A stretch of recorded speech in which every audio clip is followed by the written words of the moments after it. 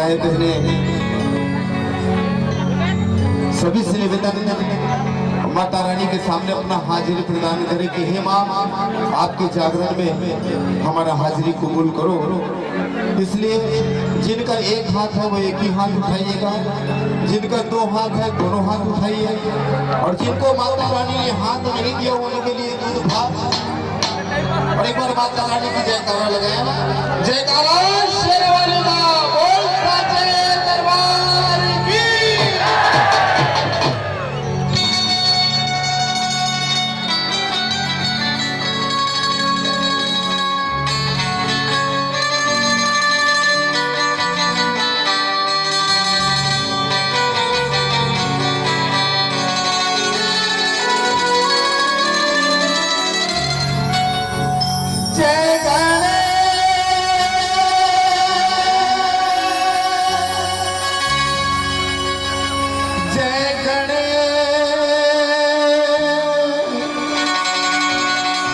जय गणेश देव।